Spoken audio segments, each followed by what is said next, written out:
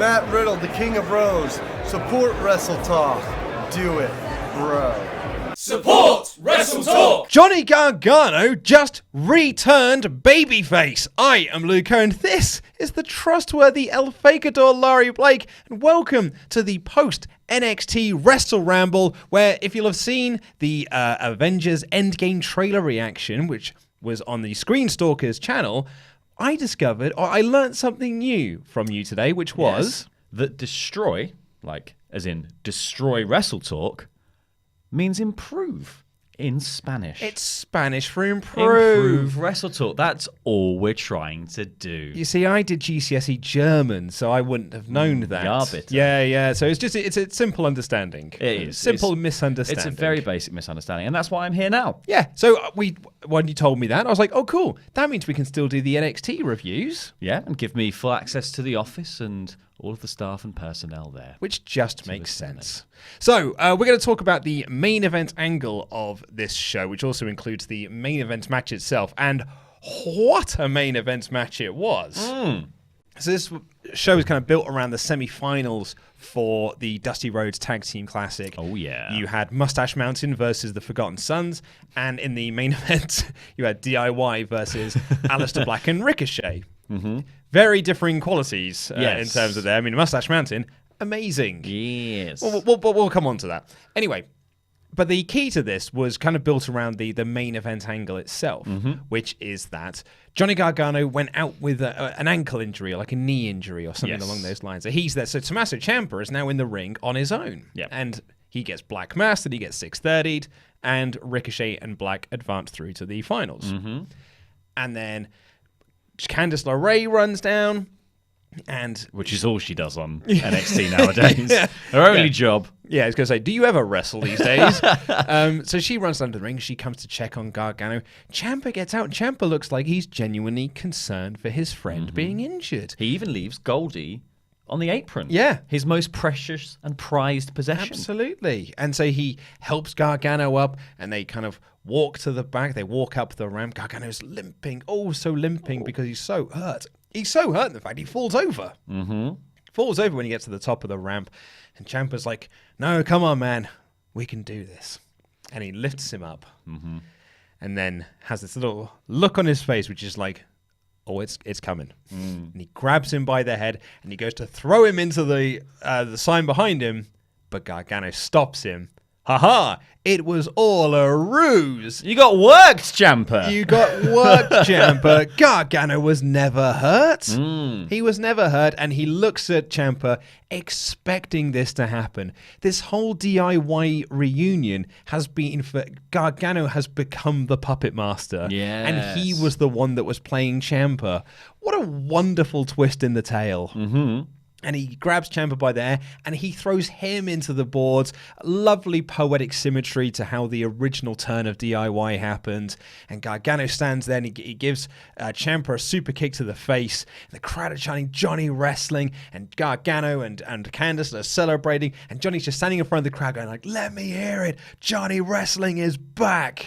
And I was like, this babyface turn rules. Yes. And I was saying to Wally just before we came in to record this angle was equal parts amazing and heartbreaking. Yes. Because we're not going to get to see the conclusion. No, that's of this. Yeah. And from, not going to go into the spoilers, but obviously they have a workaround. They figured one out, which is okay. Yes. But, yeah. It is. WWE announced, this is not a spoiler, that Ciampa is going in for surgery. Yes. So, and he's going to have to vacate the title. So that's not a spoiler for the tapings. No. That's already been out there. WWE have announced. It's interesting that. they chose not to do it in sort of a way. It seems like they've chosen not to do it in a way that suggests that it was Johnny that forced him. Because that's how I would have done it. That's how I'd have done it as well. This beat down forced, Ciampa out now. I mean, he's had to vacate the title, and then you can do whatever you're going to do with the title's been vacated. We're going to have a match with someone in it to be the champion. You could have got away with that.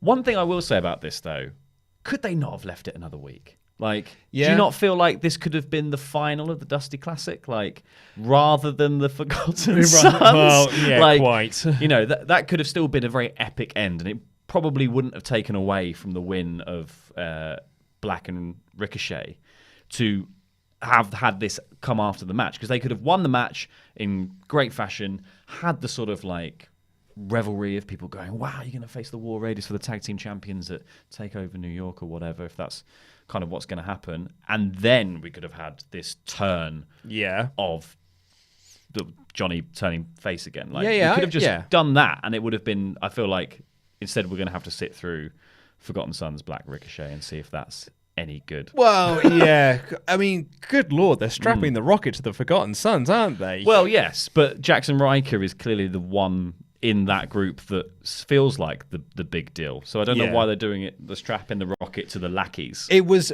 of all the teams in this tournament, they are the ones that have surprised me the most to make it to the finals. Like, above teams like Street Profits and Birch and Lorcan, and even the European Union, I'm surprised are out before Forgotten Sons have made it to the final. Like, they would have been so far down my list of teams that I think would get to the final. Do they know something we don't know? Has WWE management come in and just gone, these guys, we're having them post-WrestleMania?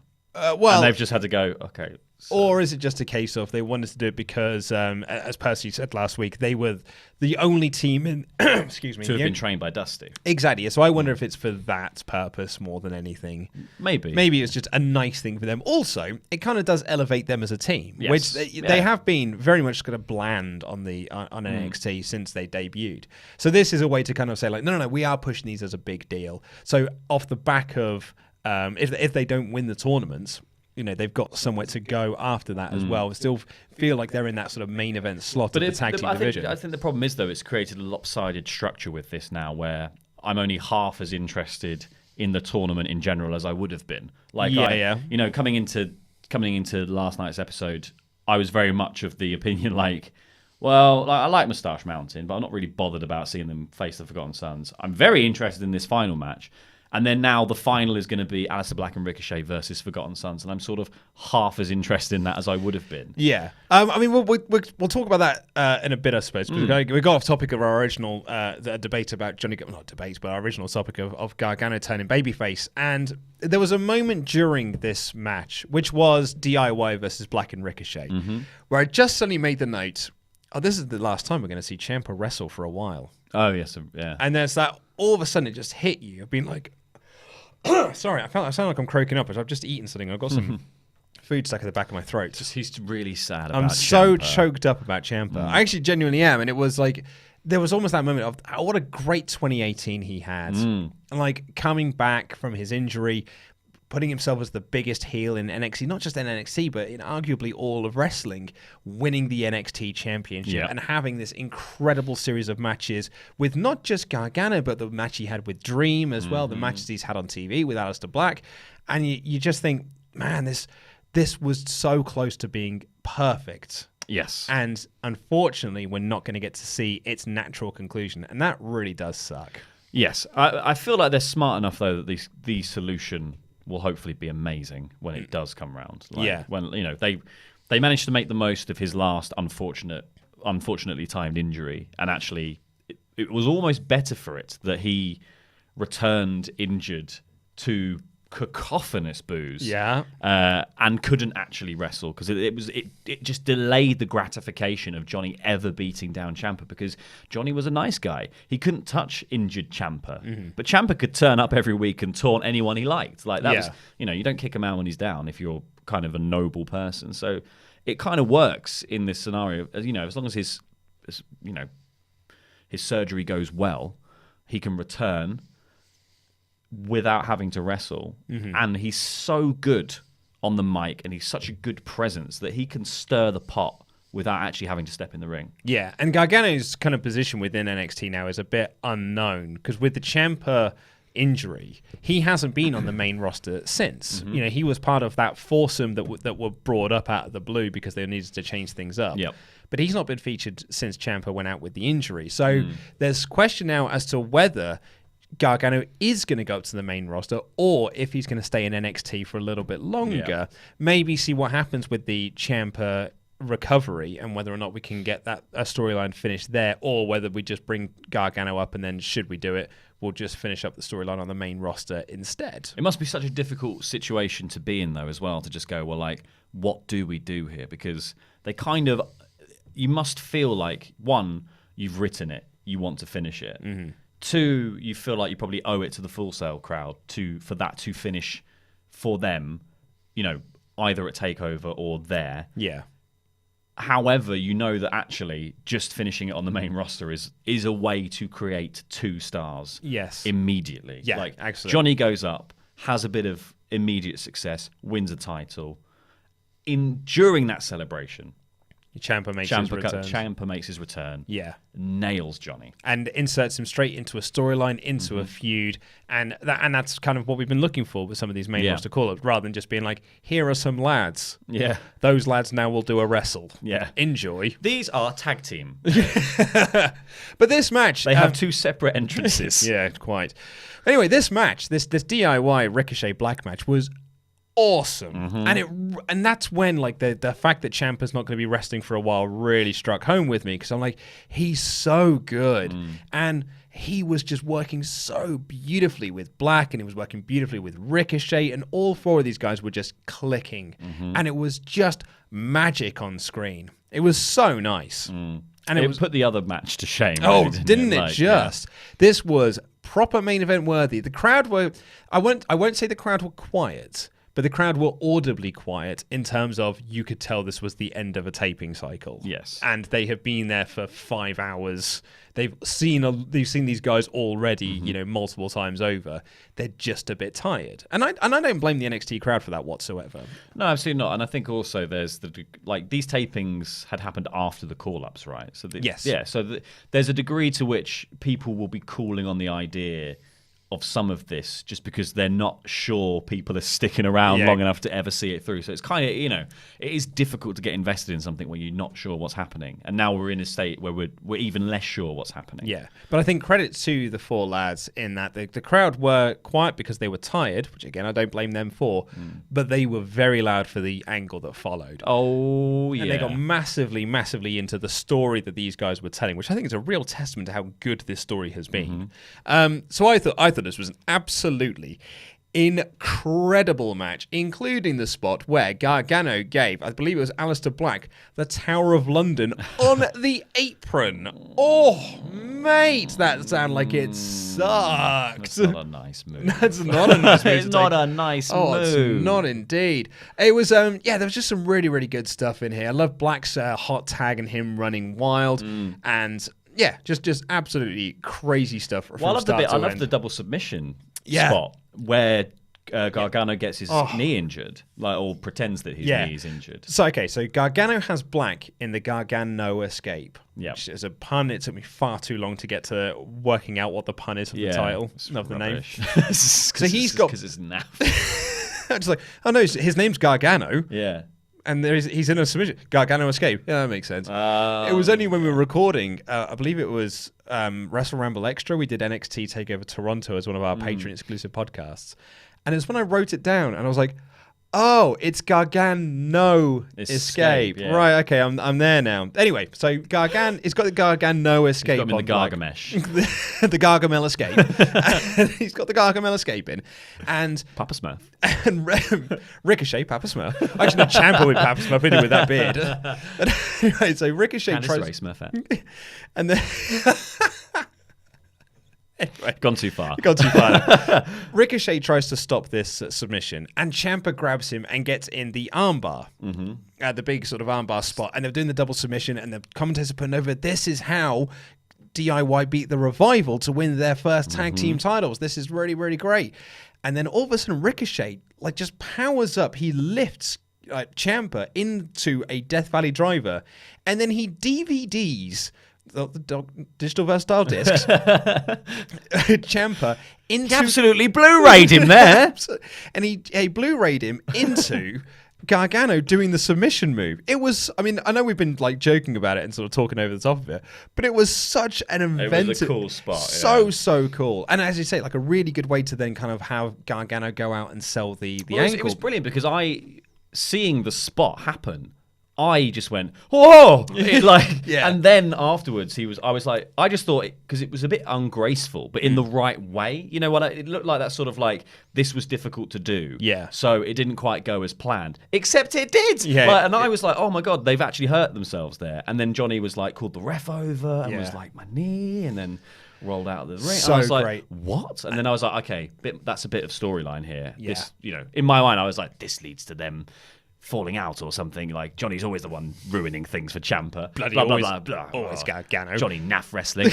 But like, and then, for it to be a complete swerve like that, I was like, oh, that is brilliant. Because everyone was expecting Ciampa to turn, including Johnny, for the first time ever. Yep.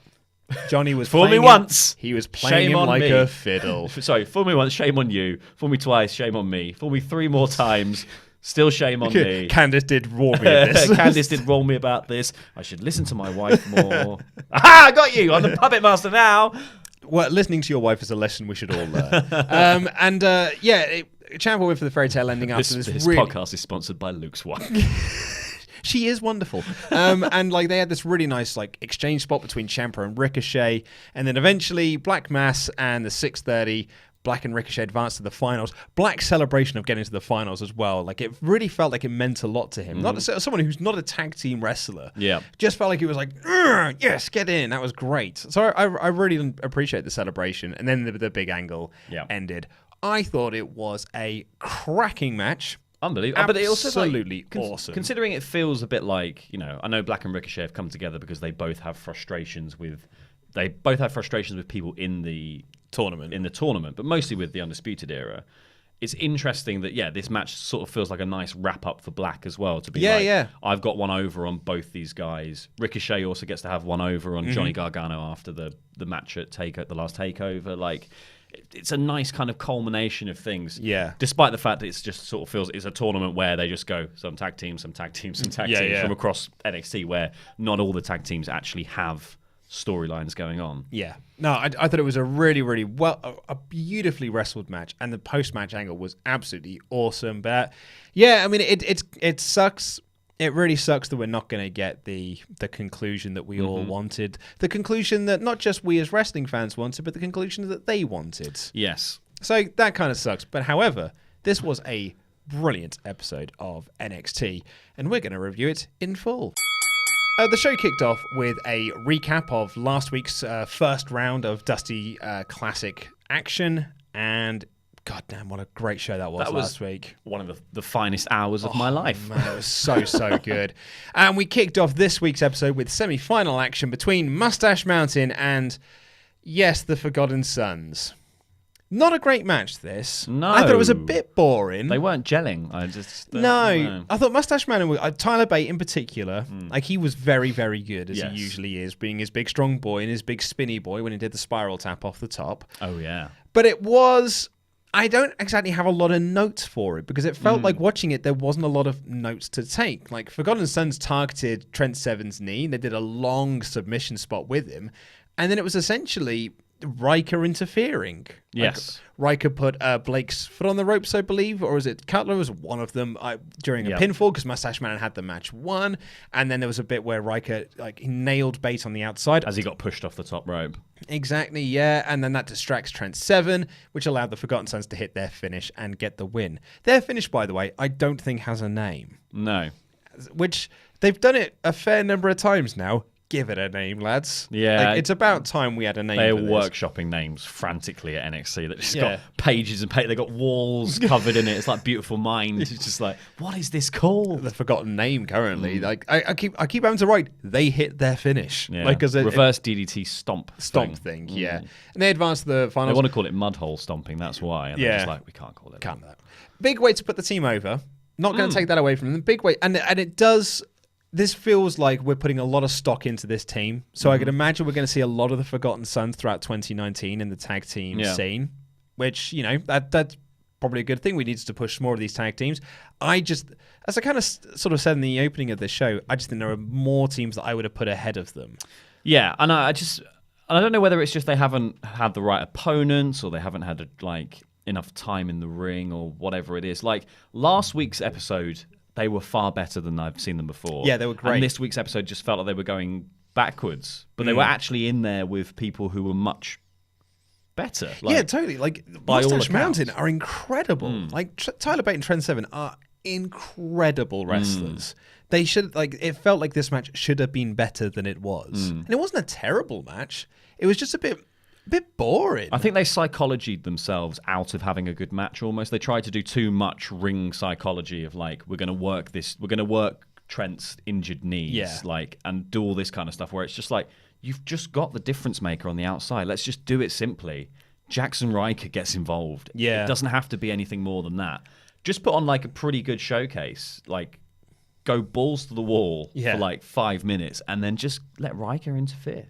Yeah, it was a real shame because like we said last week, all 4 matches in the opening round were brilliant. Like they were all either excellent or in the case of the Forgotten Sons match, very good.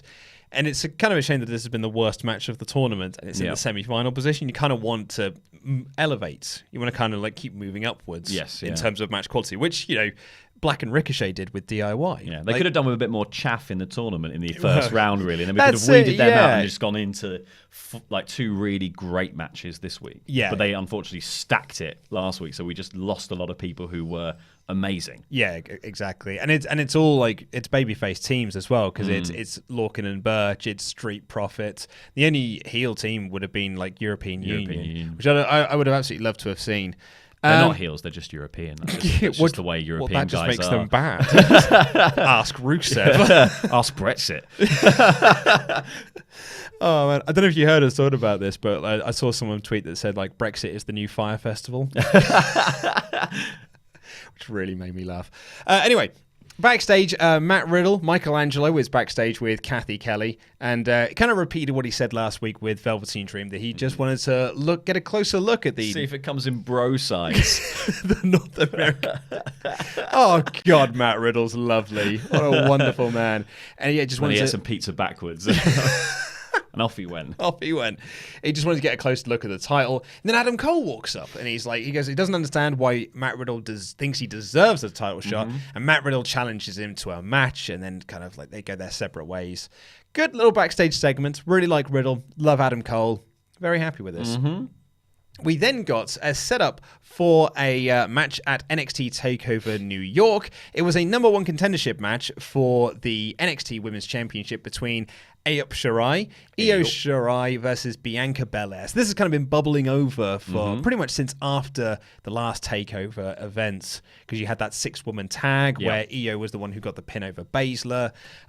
Noticeable by their absence, Duke and Shafir. Yeah, they weren't there last time Baszler was in the ring, and they weren't here again this week. I wonder if that's just because the angle that preceded this, or followed this rather, with Baszler laying everyone out.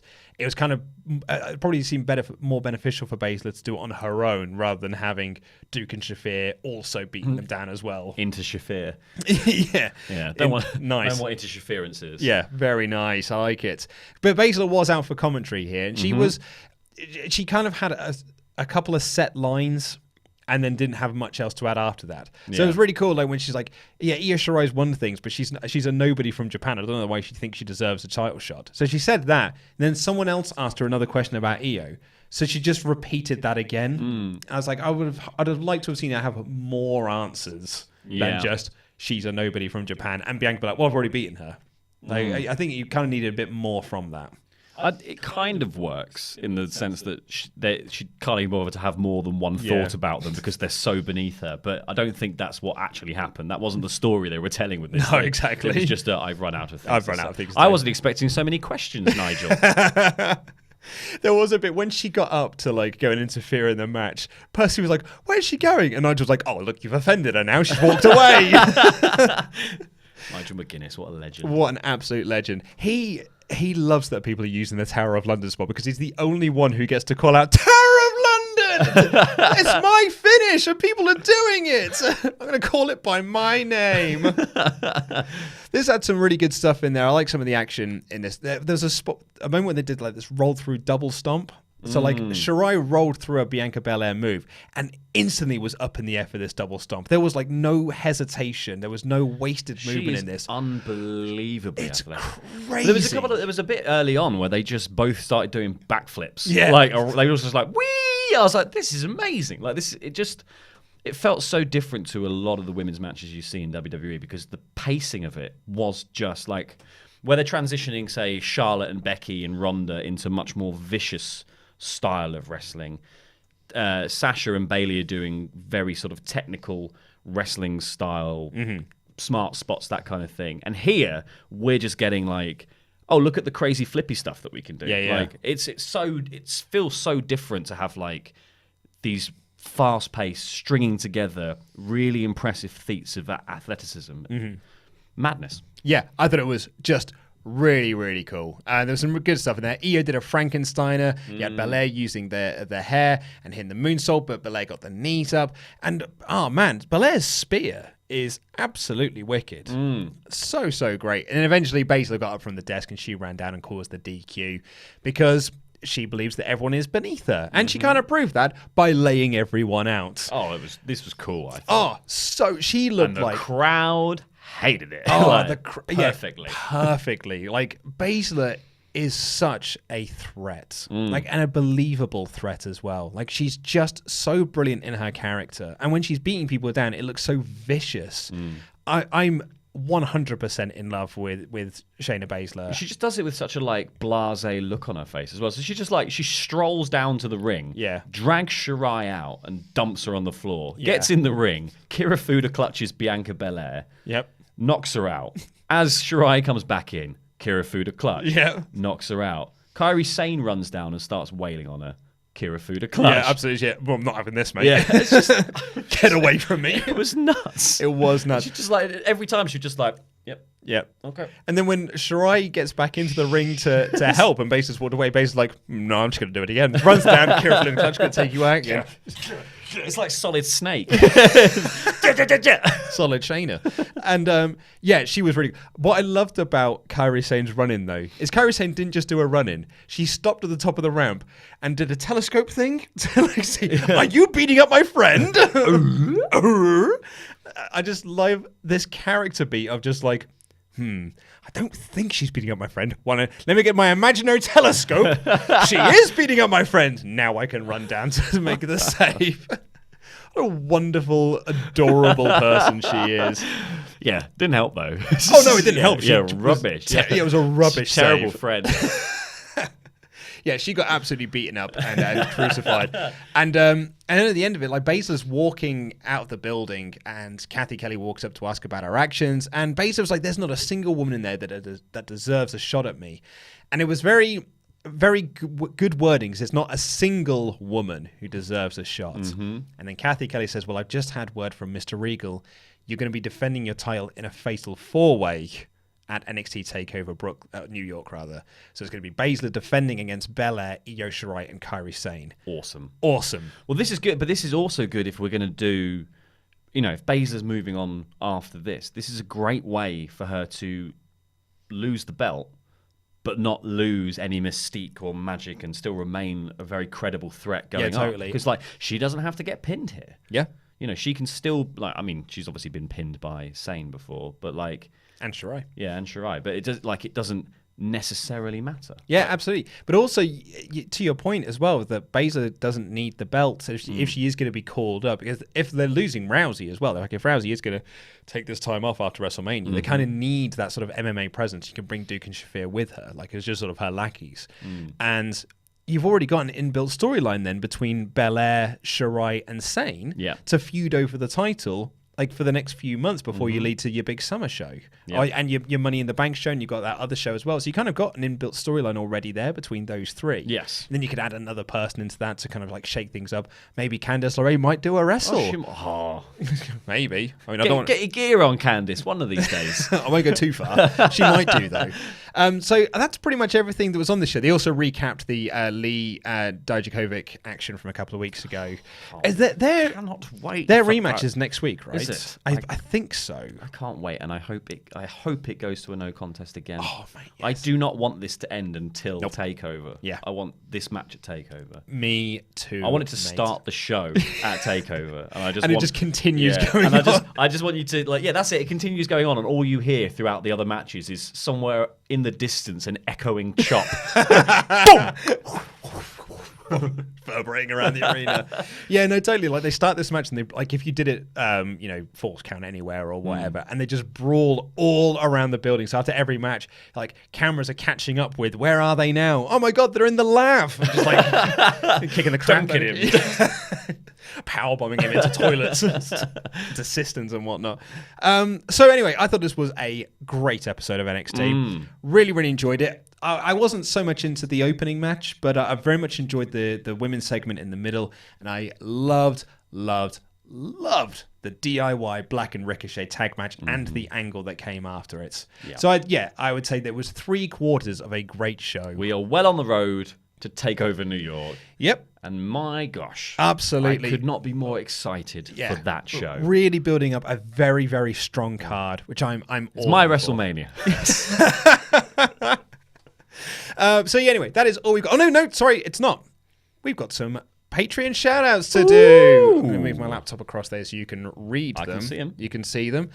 So thank you so much, Robin Banks, Lee Roberts. Oh, you get called for that, mate. Ryan be bad. Thank you very much. He's bad.